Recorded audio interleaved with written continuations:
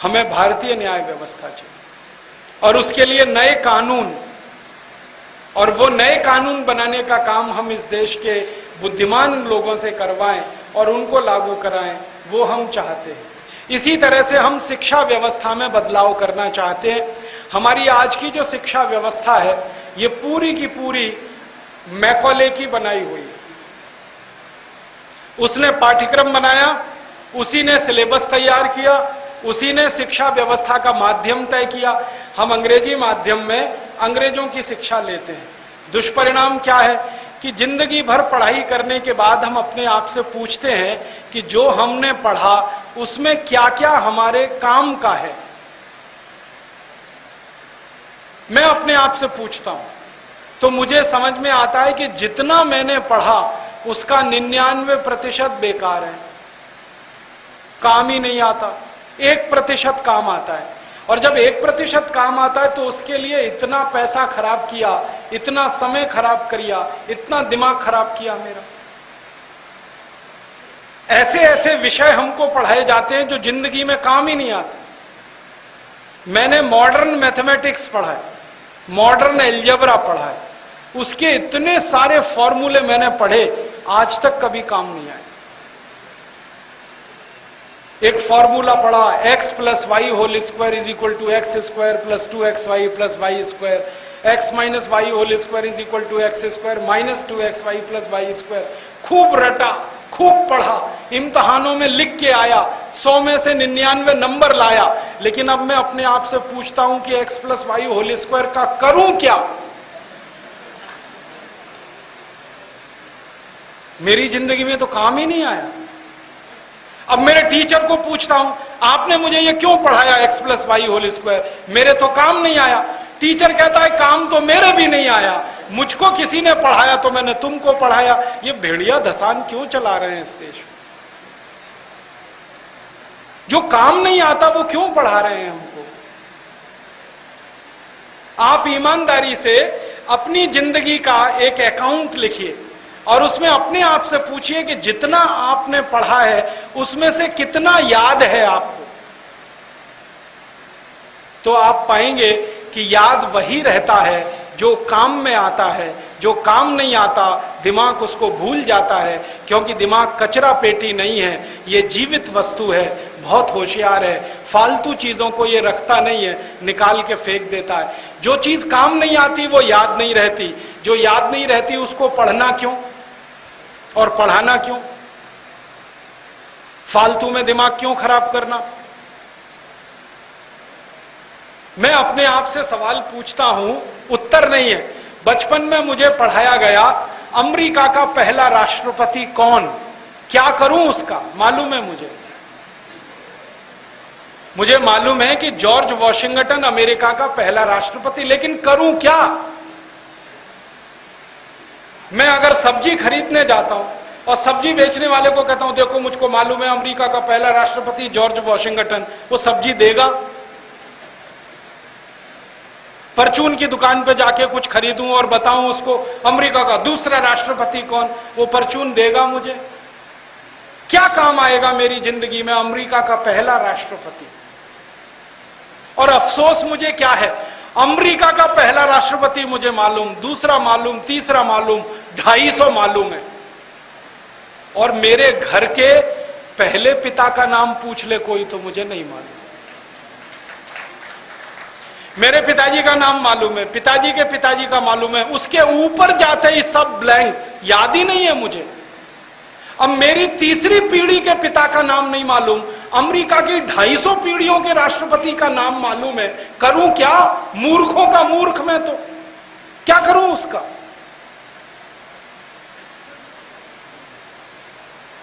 मुझे इतना क्रोध आता है अपने ऊपर। मैं बचपन में पढ़ता था, मुझे कनाडा की जलवायु पढ़ाई गई। कनाडा की जलवायु क्या है?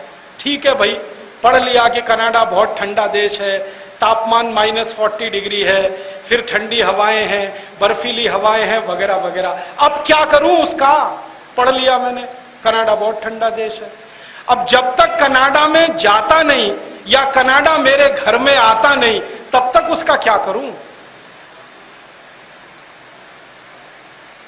और मेरे जैसे करोड़ों बच्चों को पढ़ा दिया कनाडा का जलवायु।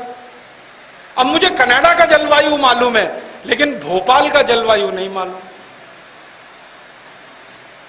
मुझे मैक्सिको का जलवायु मालूम है, लेकिन शिवपुरी का नहीं मालूम। मुझे ब्राजील का जलवायु मालूम है, लेकिन मेरे जन्म जिले का अलीगढ़ का जलवायु नहीं मालूम। काम तो अलीगढ़, भोपाल और शिवपुरी का जलवायु आने वाला है, और हम पढ़ रहे हैं Brazil, Mexico, Chile, Costa Rica, Colombia. करेंगे क्या उसका? मैं सीधी सी बात ये कहना चाहता हूं, इंटरनेशनल नॉलेज किसी काम की नहीं है जब तक लोकल नॉलेज आपको नहीं है। हमेशा लोकल नॉलेज काम में आती है, इंटरनेशनल नॉलेज किसी काम की नहीं होती।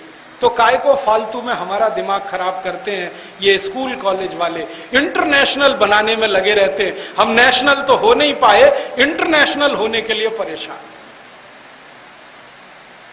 ये फालतू शिक्षा व्यवस्था, इसको बदलना, और इसमें जरूरत आधारित शिक्षा हमें लेनी। मैंने एक सिलेबस बनाया, आप हैरान हो जाएंगे। कक्षा 1 से कक्षा 12 तक के विद्यार्थियों को जितना 12 साल में हम सिखाते हैं, उतना 2 साल में मैं सिखा सकता हूं। पूरे सिलेबस को मैंने रीड्राफ्ट किया। क्या किया? फालतू चीजें निकाल दी सब, उसमें से कचरा पट्टी सब फेंक दिया निकाल के। जो काम का बचा वो 2 साल का है, तो 10 साल का समय बचा लिया मैंने बच्चों का। उसमें हम कुछ और सिखाएंगे उनको, कुछ कारीगरी सिखाएंगे, हाथ का काम सिखाएंगे, ताकि पढ़कर निकलने के बाद वो बेरोजगार दर बदर की ठोकर ना खाएं, कुछ ना कुछ जिंदगी चलाने का काम कर सकें। आप फिजिक्स के नहीं है तो भी समझ जाएंगे मेरी बात को। ये एक्सपेरिमेंट हम पढ़ते थे, करते थे, लेकिन इसके रिजल्ट नहीं आते थे। तो हमारे प्रोफेसर से हम झगड़ा करते थे कि रिजल्ट तो नहीं आते। तो वो कहते थे कि यार ये जो एक्सपेरिमेंट है ना, ये कभी सक्सेस नहीं हुआ।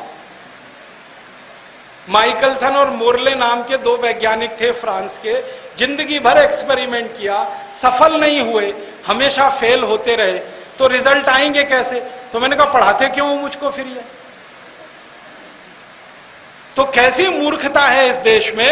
हमको पढ़ाया जाता था failure of Michelson Morley experiment,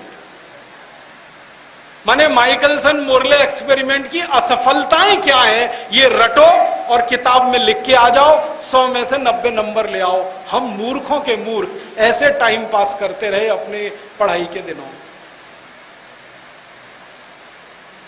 हमारे यहां एक्सपेरिमेंट के नाम पे क्या होता था, सीनियर की नोटबुक ले लिया, टीप टाप के सब उसको लिख दिया और ले जाके पेश कर दिया, ये होता था। ऐसी मूर्खता की पढ़ाई क्या काम की है। और जानते हैं क्या होता है, इंजीनियरिंग पढ़ने वाले लड़के भी यही करते हैं इस देश में। जब वो पढ़ाई करके निकलते हैं तो कोई भी प्राइवेट सेक्टर की नौकरी में उनको पोस्ट पर नहीं लेता, जब तक कि 1.5 साल उनका अप्रेंटिसशिप नहीं कराते। और वही असली पढ़ाई होती है, 4.5 साल की तो बेकार है। वो 1.5 साल की पढ़ाई अगर काम की है तो सीधे ही पढ़ाओ ना उसको। ये 4 साल 6 महीने क्यों बर्बाद कर रहे हो? हमारे एमबीबीएस एमडी करने वाले डॉक्टर जो इंटर्नशिप में पढ़ते हैं वही असली पढ़ाई है, बाकी तो बेकार है। वही सीधे पढ़ा दो, फालतू समय क्यों खराब कर रहे हो उनका। तो हम शिक्षा व्यवस्था को बदलना चाहते हैं, जो फालतू सिलेबस है उसको हटाना चाहते हैं, और ये जो बोझा बच्चों के दिल दिमाग पर है इसे खत्म करना है। सबसे बड़ा बोझा है परीक्षा का। हमारे सारे बच्चे परीक्षा के लिए पढ़ते हैं, ज्ञान के लिए कोई नहीं पढ़ता। और परीक्षा होते ही सब भूल जाते हैं, वो किसी काम का नहीं होता। आज मैंने पेपर दिया, इम्तिहान दिया, कल मैं भूल जाऊंगा मैंने क्या लिखा। पढ़ाई परीक्षा के लिए नहीं, ज्ञान के लिए होनी चाहिए। परीक्षा को तो खत्म ही कर देना चाहिए, क्योंकि ज्ञान की परीक्षा कोई नहीं ले सकता किसी की, अध्यापक भी नहीं ले सकता, क्योंकि ज्ञान असीमित है, परीक्षा उसको सीमित कर देती है। हम चाहते हैं कि परीक्षा का तनाव ना हो, ज्ञान लिया जाए और ज्ञान दिया जाए, और उसकी चूंकि कोई सीमा नहीं है तो जिंदगी भर वो सिलसिला चलता ही रहे और आगे लोग बढ़ते ही रहे। और एक चीज हम चाहते हैं कि इस देश की पूरी शिक्षा मातृभाषा में हो, हिंदी में, मराठी में, तमिल में, तेलुगु में, कन्नड़ में, मलयालम में, हम हमारी मातृभाषा में पढ़ाई करें, तभी हमारे बच्चे आगे निकलेंगे। अंग्रेजी में पढ़ाई करके हमारे बच्चे बहुत तकलीफ में हैं, उनके दिमाग पर बहुत तनाव है। ये मैं कह रहा हूं क्योंकि मैंने ये भुगता है। हम अंग्रेजी में पढ़ नहीं सकते, अंग्रेजी में सोच नहीं सकते, अंग्रेजी में लिख नहीं सकते। जो भी करते हैं हम मातृभाषा में करते हैं, फिर अंग्रेजी में उसका भाषांतर करते हैं और उसमें 6 गुना ज्यादा समय हमारा खर्च होता है। आदमी सोचता है मातृभाषा में, रोता है, गाता है मातृभाषा में, हंसता है, गुनगुनाता है मातृभाषा में, फिर उसको विदेशी भाषा में आप कह दो तो उसकी जिंदगी का सबसे बड़ा बोझा वही हो जाता है। आप अपने घर में करके देखना, किसी बच्चे को हिंदी में कुछ सिखाना, 1 घंटे में सीख लेगा। उसी चीज को अंग्रेजी में सिखा के देखना, 6 महीने लग जाएंगे, तो भी ढंग से नहीं सीख पाएगा। क्यों? विदेशी भाषा में सीखना बहुत मुश्किल होता है, मातृभाषा में सीखना बहुत आसान होता है, क्योंकि मातृभाषा आपके दिल और दिमाग उसके सबसे नजदीक होती है, विदेशी भाषा बहुत दूर होती है। और हम हमारे बच्चों को मारते पीटते हैं अंग्रेजी सिखाने के लिए। मैंने कोई अंग्रेज नहीं देखा जो अपने बच्चे को मारता हो हिंदी सिखाने के लिए। जब उनको आपकी हिंदी की नहीं पड़ी तो आप उनकी अंग्रेजी की क्यों पढ़ाए हुए हैं? छोड़िए ना। आप कहेंगे जी अंग्रेजी अंतर्राष्ट्रीय भाषा है, बिल्कुल नहीं। दुनिया में 200 देशों में मात्र 14 देशों में अंग्रेजी चलती है, बाकी कहीं अंग्रेजी नहीं। जर्मनी में जर्मन है, फ्रांस में फ्रेंच है, हॉलैंड में डच है, आप अगर रूस में चले जाओ तो रशियन है, जापान में जापानीज है, चीन में चाइनीज है। डेनमार्क जैसा छोटा सा देश है जो हमारे एक मोहल्ले के बराबर का है, वहां भी डेनिश चलती है, अंग्रेजी नहीं चलती। और छोटे से डेनमार्क देश में अंग्रेजी में कोई कुछ पढ़ता नहीं, पढ़ाता नहीं। डेनिश में इंजीनियरिंग होता है, डेनिश में मेडिकल की पढ़ाई, डेनिश में चार्टर्ड अकाउंटेंसी की पढ़ाई। इतना छोटा देश जो 20 लाख की आबादी का है, वो अपनी मातृभाषा में पढ़ा सकता है, तो हम 115 करोड़ की आबादी के लोग क्यों नहीं मातृभाषा में पढ़ा सकते?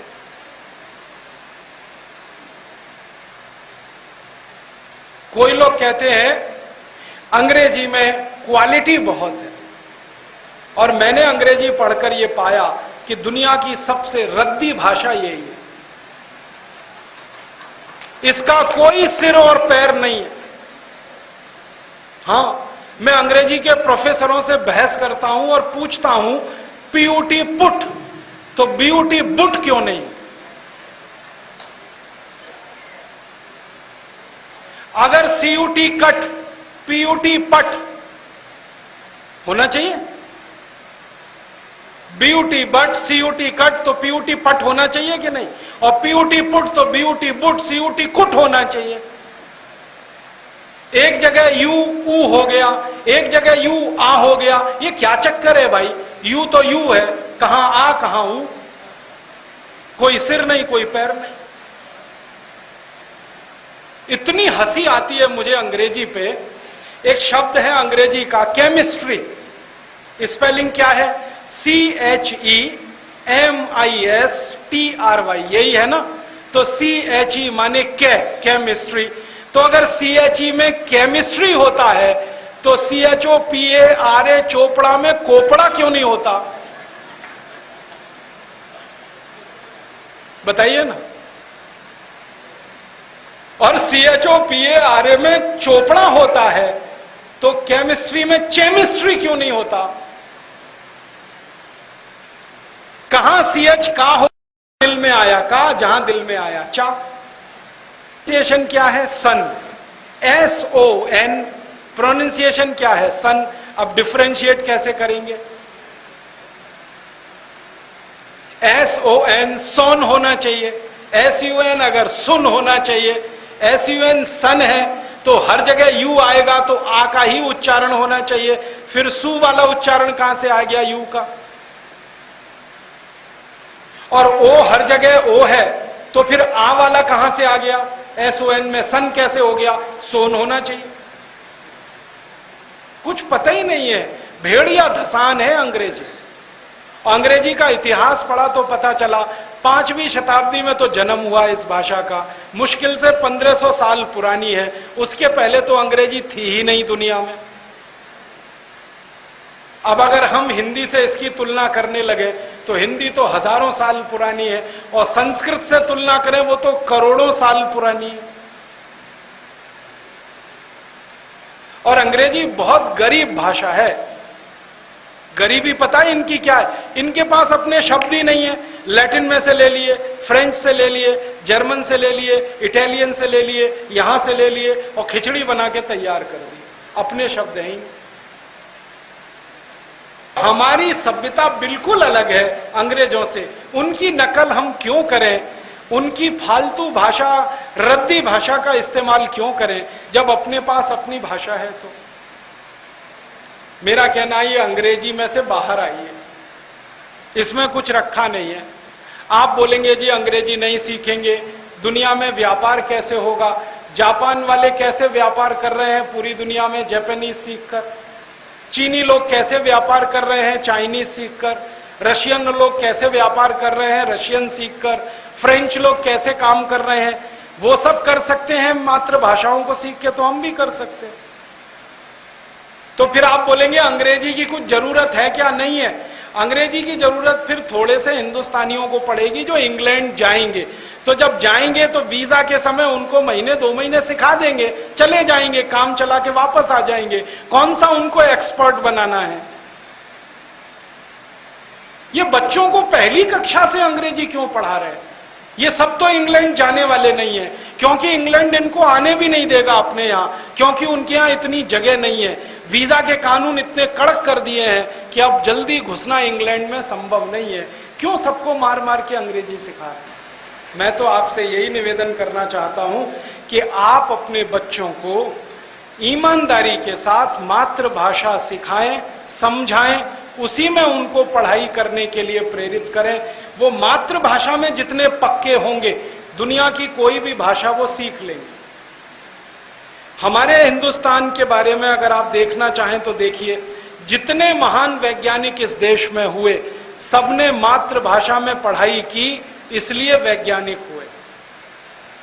ताजा उदाहरण देता हूं, डॉक्टर एपीजे अब्दुल कलाम सबसे उच्च कोटि के वैज्ञानिक, उनकी 12वीं तक की पढ़ाई तमिल भाषा में हुई है, आपको मालूम?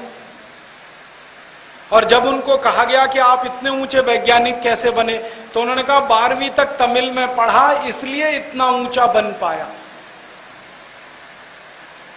इस देश के एक और महान वैज्ञानिक हैं डॉक्टर विजय भटकर, जिन्होंने सबसे पहला सुपर कंप्यूटर बनाकर इस देश को दिया। डॉक्टर विजय भटकर की 12वीं तक की पढ़ाई मराठी में हुई है, और वो कहते हैं कि मैं इतना ऊंचा संशोधन कर सका क्योंकि मराठी में सोचता हूं, इसलिए। प्रोफेसर एमजी के मेनन, उनकी पढ़ाई मलयालम में हुई है। प्रोफेसर स्वामीनाथन, उनकी पढ़ाई तमिल में हुई है।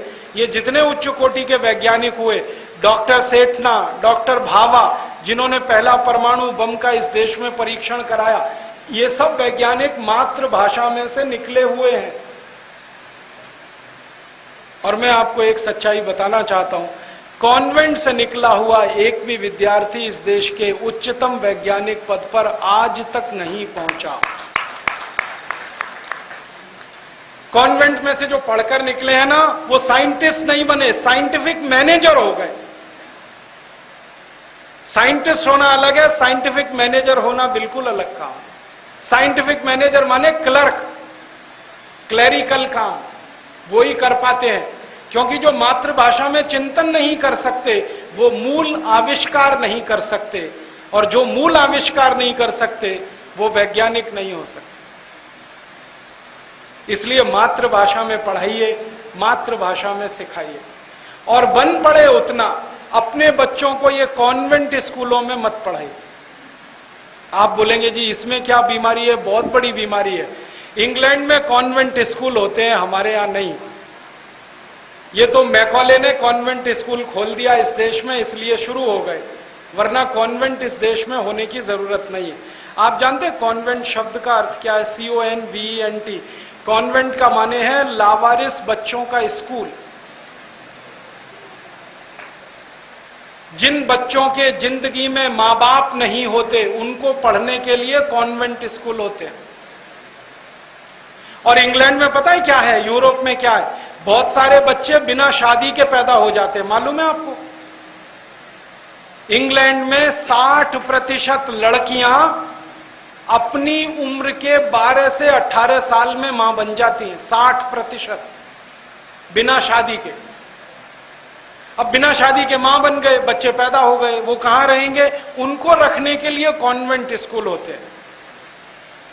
और चूंकि कॉन्वेंट स्कूलों के माँ बाप बच्चों के है नहीं, पता ही नहीं उनको, तो इसलिए उन स्कूलों में जो पढ़ाने वाले होते हैं ना, उनको मदर फादर कहते हैं, क्योंकि असली तो है नहीं, तो नकली से ही काम चला लो। आप बोलेंगे कहां भेजें, कोई कमी पड़ गई है स्कूलों की? बहुत स्कूल हैं इस देश में, मातृभाषा के स्कूल हैं, राष्ट्रभाषा के स्कूल हैं, वहां पढ़ने को भेजिए अपने बच्चों को। और याद रखिए कि doctor APJ Abdul Kalam municipal corporation के स्कूल में पढ़कर वैज्ञानिक बने, ध्यान रखिएगा इस बात को। उनका जो गांव है ना रामेश्वरम में, वो दिखाते हैं, बताते हैं कि मैं तो म्युनिसिपैलिटी के स्कूल में पढ़ा हूं, कॉन्वेंट में नहीं पढ़े। प्रोफेसर एमजी के मेनन म्युनिसिपैलिटी के स्कूल में पढ़े, डॉक्टर विजय भटकर म्युनिसिपैलिटी के स्कूल में पढ़े, और इतने ऊंचे वैज्ञानिक हो गए। तो आपके बच्चे भी हो सकते हैं। प्रतिभा, लगन और संकल्प चाहिए, फैसिलिटीज ज्यादा जरूरत नहीं होती है। इसलिए घबराइए मत, बच्चे अच्छे निकलेंगे। उनकी मातृभाषा पक्की कर दीजिए, संकल्प अच्छा बना दीजिए, काम करने के उद्देश्य उनके सामने स्पष्ट कर दीजिए, बहुत बड़े आदमी बन जाएं। इसलिए मातृभाषा में शिक्षण, मातृभाषा का अपने जीवन में ज्यादा से ज्यादा उपयोग आप अपने जीवन में करिए।